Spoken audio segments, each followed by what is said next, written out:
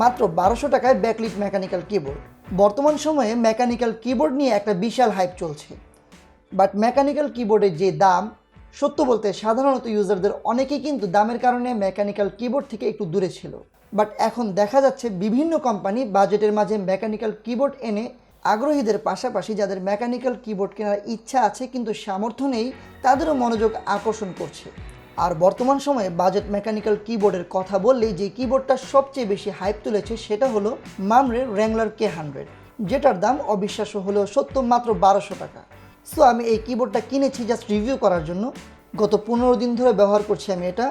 আজকের ভিডিওতে শেয়ার করব এই কিবোর্ডটা নিয়ে আমার এক্সপিরিয়েন্স, জানাবো কম বাজেট হওয়ার কারণে এটা আসলে দাম হিসেবে কতটা জাস্টিফাইড। তো ভিডিওটি শুরু করার আগে অবশ্যই দেখে নিন আমাদের চ্যানেলটি সাবস্ক্রাইব করা আছে কিনা। সাবস্ক্রাইব করা না থাকলে অবশ্যই আমাদের চ্যানেলটি সাবস্ক্রাইব করে নেবেন এবং অবশ্যই বেল বাটনটিতে ক্লিক করে নেবেন।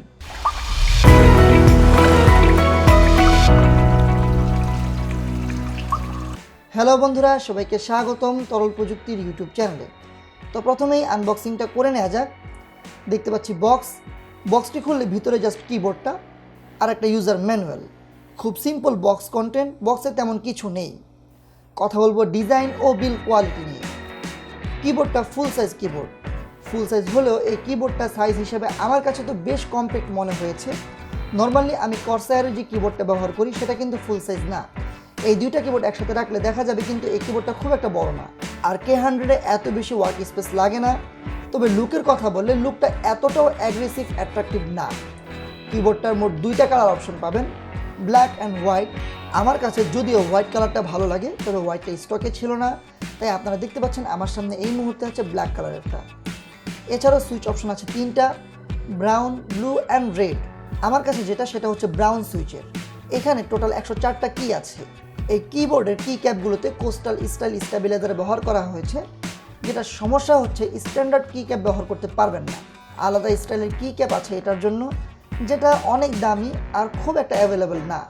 বিল্ড কোয়ালিটি নিয়ে বললে এটা প্লাস্টিক বিল্ড উইথ মেটাল কি প্লেট। ব্যাক পার্টে দুটা রাবার ফিড আছে এবং অ্যাডজাস্টেবল ফিডেও রাবার দেওয়া আছে, সো সহজেই পিছলাবে না। এই কিবোর্ডের কেবলটা ফিক্সড বেসিক কেবল, লেন্থ এতটাও বড় না। বক্সে কি ক্যাপ পোলার নেই, যেটা থাকা উচিত ছিল।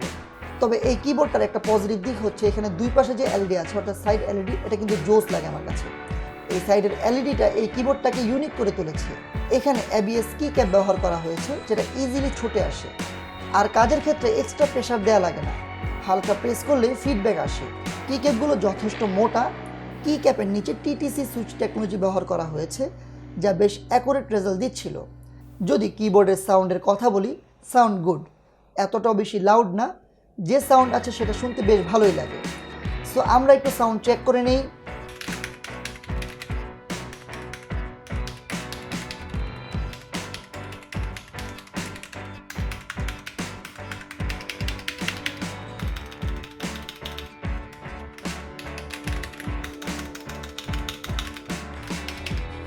$1200 টাকার কিবোর্ড হিসাবে এই সাউন্ডটা বেশ ভালো লেগেছে। কথা বলা যাক এলইডি ইফেক্ট নিয়ে।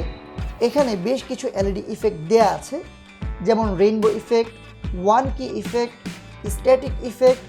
সো একটা স্ট্যান্ডার্ড মেকানিক্যাল কিবোর্ডে যা যা ইফেক্ট থাকার কথা প্রায় সবগুলো আছে এখানে। আর RGB ট্রানজিশনটাও খুব স্মুথ এবং জোস। এলইডি লাইটের ক্ষেত্রে একটা নেগেটিভ দিক যেটা আমার কাছে মনে হয়েছে, লাইটটা একটু কম ব্রাইট ও সফট, তবে দিনের বেলায় লাইট দেখা যায়। ওভারঅল মাত্র 1200 টাকায় ব্যাকলিট মেকানিক্যাল কিবোর্ড, এটা শুনতে অবিশ্বাস্য হলেও সত্য। K100 কিন্তু বাজেটে বেশ ভালো একটা কিবোর্ড। সো আপনাদের যাদের ব্যাকলিট মেকানিক্যাল কিবোর্ড কেনার ইচ্ছা আছে কিন্তু সামর্থ্য নেই, আপনারা চাইলে এটা কিনতে পারেন। আমার কাছে মনে হয়েছে এটা দাম হিসেবে বেশ ভালো একটা কিবোর্ড। আপনাদের কাছে কেমন লেগেছে Wrangler K100 অবশ্যই কমেন্ট বক্সে জানাতে ভুলবেন না।